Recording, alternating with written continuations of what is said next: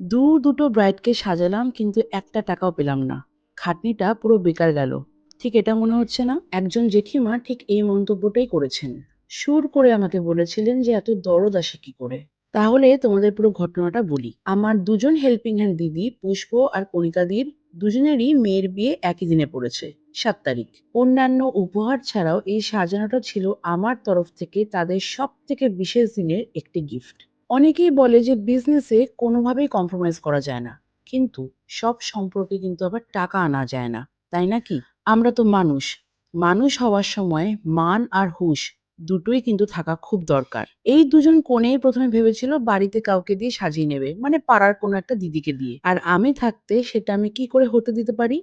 আমি সবসময় চেষ্টা করি যে কোকো আর রেনার কাছে যেন একটা এক্সাম্পল সেট করা যায়। আমি হয়তো খুব স্বার্থপর হয়েই ব্যাপারটা করলাম বলতে পারো, কারণ এটা খালি রেনা আর কোকোর জন্যই করা। ওরা যেন বুঝতে পারে কি করে মানুষের পাশে দাঁড়ানো যায়, কি করে দরদি হওয়া যায়। ওই জেঠিমার ভাষাতে কিছু পাওয়ার থেকে দেওয়ার আনন্দটা কিন্তু আকাশ সমান। ঠিক বলেছি না? দুই বাড়ির তরফ থেকেই কিন্তু নেমন্তন্ন পেয়েছিলাম, কিন্তু যাব একটাতেই। কারণ রেনার পরের দিন স্কুল, আবার সকালবেলাও সে স্কুল করে এসছে, তাই খুবই টায়ার্ড। এই হচ্ছে আমার ব্রাইড আর ব্রাইড গ্রুম। কেমন দেখতে লাগছে দুজনকে? আর এই হচ্ছেন কণিকাদি, যে কিনা আমার বিয়ের পর থেকেই আমার সাথে সাথে সব সময় আছে। আমার জীবনের যত আপস অ্যান্ড ডাউনস তার সব কিছুর সাক্ষী ইনি।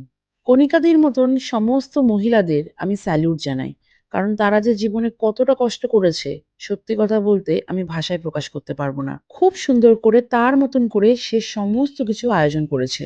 যেহেতু সন্ধ্যাবেলা প্রচন্ড ঝড় বৃষ্টি হচ্ছিল, তাই আমাদের বিয়ে বাড়িতে পৌঁছতেও অনেক দেরি হয়ে গেছে। বেশিক্ষণ অপেক্ষা করলাম না, খেতে বসে গেছি। প্রথমে চোখ বুলিয়ে নিলাম যে কি কি রিনাকে খাওয়াতে পারবো আর কি কি পারবো না, কারণ ঝালটা ও মোটেই খেতে পারে না। দেখলাম বেসিক্যালি সাদা ভাত আর আলু ভাজা ছাড়া কিছুই দিতে পারবো না। তারপরে আমাদের পাতে চলে এলো ফিশ চপ, প্লেন রাইস, ডাল, মাছ আর সাথে মাংস। সবকটা খাবার খুব ভালো হয়েছিল খেতে। শেষ পাতে সবাই মিলে খেলাম ice cream. Thank you for watching my mini blog. সবাই খুব ভালো থেকো। টাটা।